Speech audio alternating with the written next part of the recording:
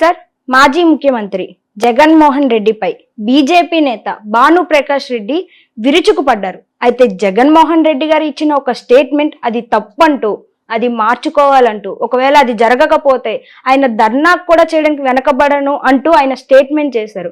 అయితే అసలు జగన్మోహన్ రెడ్డి గారు చేసిన స్టేట్మెంట్ ఏంటి? ఎందుకని భానుప్రకాష్ రెడ్డి గారు అంత విరుచుకు పడుతున్నారు? ధర్నాకి కూడా వెనకాడను అని అంటున్నారు. దీనికి గల కారణాలు ఏమై ఉంటాయి అంటారు సార్? అసలు మొన్న ఎలక్షన్ రిజల్ట్స్ వచ్చిన తర్వాత వైఎస్ఆర్సీపీ ఓడిపోయి తెలుగుదేశం కూటమి ఎలక్ట్ అయ్యి వాళ్ళు ఫార్మ్ చేశారు గవర్నమెంట్ని. చేసి 1 month చిల్లర అవుతుంది. ఈలోగా చాలా అరాచకాలు చేశారు. ఆల్రెడీ గవర్నమెంట్ రాగా దాహంలో ఉన్నారు వీళ్ళు. ఓ పక్కన ఒక తప్పు చేయడం, అంతకుముందు వైఎస్ఆర్సీపీ చేసిన పొరపాటుని బయటపెట్టడం, అందులో చాలా ఉన్నాయి. అందులో ఒకటి ఏంటంటే ఇసుక దందా. ఇసుక ఫ్రీగా ఇస్తానని చీఫ్ మినిస్టర్ ఒక పక్కన అనౌన్స్ చేశాడు. నేను ఇచ్చి అది పద్ధతిలో పెట్టే లోపు తినేండ్రా అన్నారు, తినేశారు వాళ్ళు.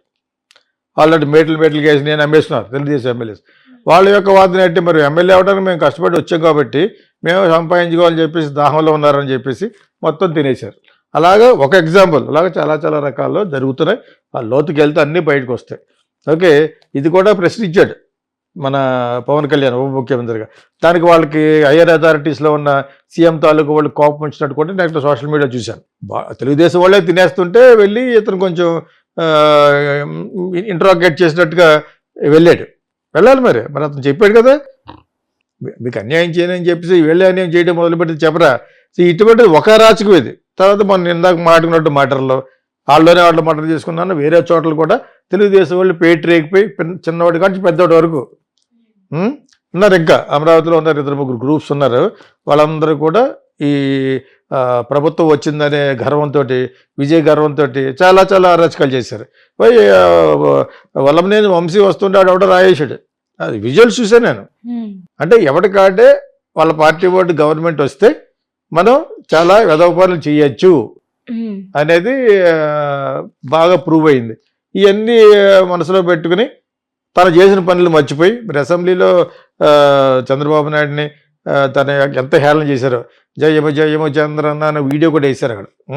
తర్వాత అతను అక్కడికి వెళ్ళిపోయి నేను మళ్ళీ చీఫ్ మినిస్టర్ అయితేనే వస్తానని వెళ్ళిపోయాడు. ఆ ఉన్న 23 మందిలోనూ 22 మంది అంతా ఉండే అప్పుడప్పుడు వాళ్ళకి ఆకలేసే వరకు నేను ఆల్రెడీ చెప్పాను. కానీ గోల్ చేసి వెళ్ళిపోయారు అసెంబ్లీలో. మధ్యాహ్నం సెకండ్ హాఫ్ ఉండేవారు కాదు. అర్థమైందా? ఇది జరిగింది. ఇది మనం అంత గత 5 సంవత్సరాలు చూస్తున్నాం. మరి వీళ్ళు చేసినప్పుడేమో సంసారం, వాళ్ళు చేసినప్పుడు వ్యభిచారం అన్నట్టుగాను జగన్ ఇప్పుడు జగన్కి బాధ కలుగుతుంది. అపోజిషన్ పార్టీల్లో ప్రతిపక్ష పార్టీల్లో ఉండే అధికారం కూడా కోల్పోయిన జగన్ ఇప్పుడు ఏం చేయాలో తెలియక కుర్తులో పట్టి ఎలకంటారు కదా, ఆ విధంగా అయిపోయింది లైఫ్. సో ఏం చేయాలో తెలియట్లేదు.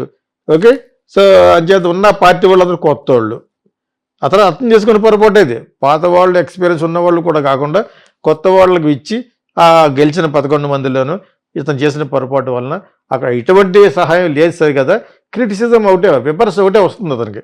ప్లస్ ఏం చేయాలో తెలియని పొజిషన్లో ఉన్నాడు. అతనికి ఇంకా బలం ఉందంటే మోడీ ప్రైమ్ మినిస్టర్ గారు కొంచెం సపోర్ట్ ఉంది. ఆయన ఎందుకు ఇస్తున్నాడు? అక్కడ ఒక 11 సీట్లు, 2 సీట్లు, 4 సీట్లు పార్లమెంట్లో ఉన్నాయి కదా, రాజ్యసభలో ఇంకా 2 years ఉంది అతనికి. సో అంచేత వీటి కోసం ఒక్క సీటు పోయిన పరమార్థం కింద కనిపించే బీజేపీ వాళ్ళకి ఇతను అలా పెట్టారు. ఈలోగా మోడీ గారికి జగన్కి ఏదో విధంగా ఎరగొట్టేద్దామని తెలుగుదేశం వాళ్ళు చేస్తున్నారు. ఆయన లెటర్ చింపేశాడు. చూశాడు, వెళ్ళి జగన్ ఇచ్చాడు లెటరు ప్రైమ్ మినిస్టర్కి, ఆయన ఎలా చింపేశాడు, చింపేసి మారేశాడు. అది అందులో ఉన్నారు మనోళ్ళు కొంతమంది, కొన్ని టీవీ ఛానల్ అస్తమానంగా ఏడ్చాడు. కానీ సో వాడు ఎల్లో జర్నలిజం ఉన్నారు, వాళ్ళందరూ ఇష్టం చెప్తున్నారు. నిజంగా చింపిన ఆశ్చర్యపోకలేదు. కోపంతో చింపేసి ఉంటాడు. ఎందుకు చింపుతాడు? ఇంకా 4 సీట్లేమో పార్లమెంట్లోనూ 11 సీట్లు రాజ్యసభలో ఉన్నాయి కదా, ఎందుకు తెంచుతాడు? కళ్ళ గదును పెడతాడు. దాన్ని రివర్స్ చేసి చెప్తారు తింపేశాడని. అదేప్పుడు సో ఇది జరుగుతున్న తంతు. తెలుగుదేశం వాళ్ళు ఏదో విధంగా జగన్కి ప్రైమ్ మినిస్టర్ కొంపటి పెడదామని చూస్తున్నారు. కొంపటి అతను పెట్టాలంటే పెట్టుకోడు. మోడీకి ఓట్లు ఉన్నాయి కాబట్టి ఇస్తున్నాడు, లేకపోతే ఎవరిని అందరినీ ఒకలాగా చూస్తాడు. అతనికి ఓట్లు కావాలి, అక్కడ సపోర్ట్ కావాలి. ప్రతి ఒక్క ఎంపీ కూడా గ్రేట్ బొనాన్జా అంటే ఒక గ్రేట్ ఆపర్చునిటీ కింద లెక్క అతనికి.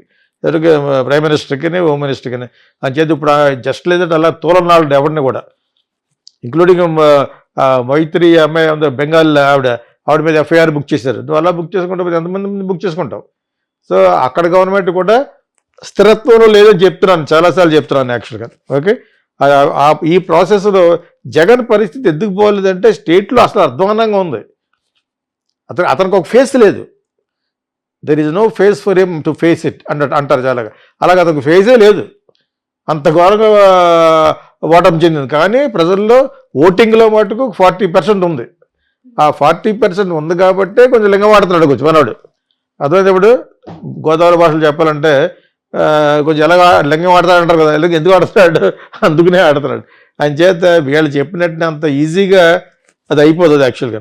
ఓకే, సో ఇప్పుడున్న జగన్కున్న పొజిషన్లో అతను ఏం మాట్లాడినా బ్యాడ్గానే చూపిస్తుంది.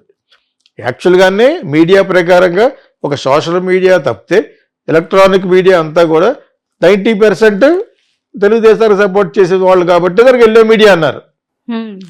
వాళ్ళది సాక్షి ఒకటే ఉంది, ప్లస్ గ్రేటర్ ఇండియన్ ఏ ఉన్నాయి మన సోషల్ మీడియాలో, అవి కూడా స్ట్రాంగే. ఓకే, వాళ్ళు దేర్ వెరీ స్ట్రాంగ్. నేను వాళ్ళకి కూడా ఇచ్చాను సార్, ఇంటర్వ్యూ చెప్తున్నాను. అలాంటివి వాళ్ళకి ఉన్నాయి తప్పితే ఎలక్ట్రానిక్ మీడియా మెయిన్ కాబట్టి ఎలక్ట్రానిక్ మీడియా కూడా ఇతను చాలా జాగ్రత్తగా సర్దాడు. TV9 అని, NTV అని. వాళ్ళు ఇప్పుడు న్యూట్రల్ పొజిషన్లోకి ఎందుకు వెళ్ళాలంటే సర్వైవ్ అవ్వాలి.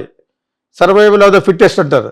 You must survive in the market in a different government. అయినా వాళ్ళకి తెలుసు, వాళ్ళకే కావాలి. వాళ్ళు అడిగినా అడగకపోయినా ఇప్పుడు చంద్రబాబు నాయుడు గారి గురించి బాగానే మాట్లాడతారు. అక్కడ కూడా కాంగ్రెస్ గురించి ఇక్కడ బాగానే మాట్లాడాలి. కొంచెం మారుతున్నారు నేషనల్ మీడియా కూడా.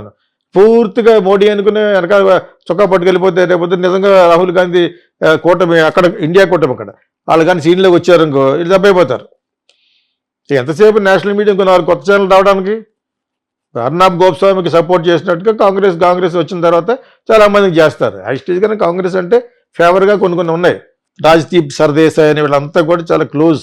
His wife is very close to Sonia Gandhi and all. So వాళ్ళు ప్రస్తుతానికి వేరే గతి లేక వాళ్ళు వెళ్తున్నారు కాబట్టి బీజేపీ చాలా అడ్వర్టైజ్మెంట్స్ ఇవన్నీ కావాలి, కోట్ల మీద ఉంటుంది. అని చేత ప్రతి నేషనల్ మీడియా కూడా వాళ్ళకి భజన చేశారు బీజేపీకి. అదేవిధంగా ఇక్కడ కూడా అంతే. ఇప్పుడు ఎలాగ చంద్రబాబు నాయుడు గారు గవర్నమెంట్ ఇస్తుంది కాబట్టి మొన్నటి వరకు జగన్ కోసం వర్క్ చేసిన TV9, NTV వాళ్ళు కూడా ఈ పక్కన కొంచెం ఇల్లుగా మారుతారు. ఏదో చేంజ్ పట్టు రావాలని ఒక రజనీకాంత్ కూడా తీస్తారు ఇక్కడ. ఇది జరుగుతుంది. మనం ఆల్రౌండ్ ఒకసారి వేసారు కాబట్టి చెప్పేసాను యాక్చువల్గా. సో ఇప్పుడు what ever Jagan says everybody is looking on him అనమాట. ఇంత చేస్తే అని చెప్తారు. అతను ఏదో ఫ్రస్ట్రేటెడ్లో అతనికి ఫేసే లేక ఏం మాట్లాడాలో తెలియట్లేదు. అతను బలం కాస్త 40% ప్రజల్లో ఉంది. అది మర్చిపోకూడదు తెలుగుదేశం వాళ్ళు. మీకెంతో 5-6% అటు ఇటులో అతనిగా ఉంది. మీరు పవన్ కళ్యాణ్ కాపులు అన్నీ కలిసి మీరు గెలిచారు ఇతని మీద ఉన్న ఏహీభావంతో. అది మర్చిపోకుండా మనం చేసే ప్రతి పని కూడా ప్రజలకు ఉపయోగపడి చేయాలి. మరి ప్రజలకు ఉపయోగపడేటి చేస్తామనే చెప్పారు మేనిఫెస్టోలోను చంద్రబాబు నాయుడు గారు, పవన్ కళ్యాణ్. మరి జగన్ చేస్తేనేమో అప్పులు చేస్తామంటున్నారు. ఇప్పుడు మీరు వచ్చేటప్పుడు ఏమన్నారు, మేము అప్పులు చేయం సంపదను సృష్టిస్తా ఉన్నారు. ఈ ఒక్క ప్రశ్నకి సమాధానం చెప్పాలి చంద్రబాబు నాయుడు గారు, దాన్ని సపోర్ట్ చేసిన పవన్ కళ్యాణ్ కూడా. సంపద సృష్టిస్తే మరి అయిపోయిన వెంటనే బయటికి వెళ్ళి చెప్పండి మా దగ్గర డబ్బులు లేవు, ఇక్కడ అంతా బడ్జెట్ లేదన్నాయి అన్నాడు చంద్రబాబు నాయుడు. బయటికి వెళ్ళి చెప్పండి నేను జనాలకి ఇక్కడ డబ్బులు లేవని, మేము అనుకున్నవన్నీ చేయాలంటే డబ్బులు లేవు. మరి డబ్బులు లేకపోయినా కూడా నువ్వు సృష్టిస్తున్నావు కదా. సంపద సృష్టించి ఖర్చు పెడతాను అన్నవాడు ఇప్పుడు మళ్ళీ ప్రైమ్ మినిస్టర్ గారు కూడా ఎదుగు తిరుగుతున్నాడు. ఆ బడ్జెట్ ఎలాగో వస్తుంది. ఇప్పుడు ప్రతిదీ కూడా మా దగ్గర డబ్బులు లేవని గంటేస్తున్నారు. అంటే ఓట్ల కోసం అవకాశవాదం చేశారనమాట వాళ్ళ మేనిఫెస్టోలు. అంతే కదా. ఇది ఎవరైనా చేస్తారు, పవన్ కళ్యాణ్ చేస్తాడు, ఎవడో అతీతం ఏం కాదు. అతనికి అందులో నాకు ఎక్స్పీరియన్స్ ఏమి లేదు. అయినా తెలియదా డబ్బులు ఉంటే ఖర్చు పెడతామని. డబ్బులు లేవు అతను అప్పులు చేస్తారు అన్నారు. మరి మీరేం చేస్తారు? అంతకుముందు అప్పులు చేసి అక్కడ పెట్టారు. జగన్ వచ్చేటప్పుడు మీరు అప్పులు చేసి పెట్టుంటారు. సో సంపద సృష్టించే పద్ధతులు చెప్పాలి. యాజ్ ఏ సిటిజన్ జర్నలిస్ట్ నేను and as a film maker, responsible film మేకర్గా అడుగుతున్నాను. సంపదను సృష్టించండి, ఎలా సృష్టిస్తారో చూద్దాం. ఓన్లీ అమరావతి రియల్ ఎస్టేట్ కాదు, రాష్ట్రం అంటే చాలా ఉంది. అమరావతి, ఇటు ఉత్తరాంధ్ర, ఇటు కర్నూలు, రాయలసీమ ఇవన్నీ ఉన్నాయి కదా. అవన్నీ కలిసి వెరసి ఆంధ్ర రాష్ట్రం. ఈ ఆంధ్ర రాష్ట్రంలో మరి అందరికీ ఖర్చు పెట్టి చేయాలి, not only for your own good. అది చేయాలంటే మీరు సంపద సృష్టిస్తామని 100 సార్లు చెప్పారు, అందరికి అర్థమయ్యేది చెప్పారు. We will create wealth.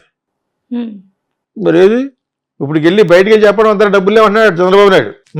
మరి అంతకుముందు ఒక 1.5 ముందే మంత్ ముందే అన్నారు కదా, సంపద సృష్టిస్తాం చూపిస్తాం వాటి చంద్రబాబు నాయుడు అని. చూసింది మరి ఇలాగే ఉంటాయి. అని చేత మనం నిజం మాట్లాడితే నిష్ఠూరం, యథార్థవాది, లోక విరోధి అన్నట్టుగా నా పరిస్థితి అయింది. అయినా కూడా ఐ కెనాట్ హెల్ప్ ఇట్. ప్రజల తరపున ప్రజలకు మంచి జరగాలని, ప్రజల కోసం ఎన్నుకోబడిన ప్రజారాజ్యం కాబట్టి, ఆ ప్రజారాజ్యం కాదు, ఈ ప్రజారాజ్యం అంటే అర్థం ఏంటంటే ప్రజలు ఎన్నుకున్న రాజ్యం. తెలుగుదేశాన్ని ఎన్నుకున్నారు, పూర్తిగా ఎన్నుకున్నారు, అబ్సల్యూట్ మెజారిటీ వచ్చింది. అయినా కూడా ఓటు పర్సంటేజ్ వైఎస్ఆర్సీపీ కూడా ఉంది. అతను చేసిన దుర్మార్గమైన పనుల వలన, క్షమించడాని పనుల వలన లోపలికి ఇలా వెళ్ళిపోయాడు. 11 సీట్లు వచ్చినాయి.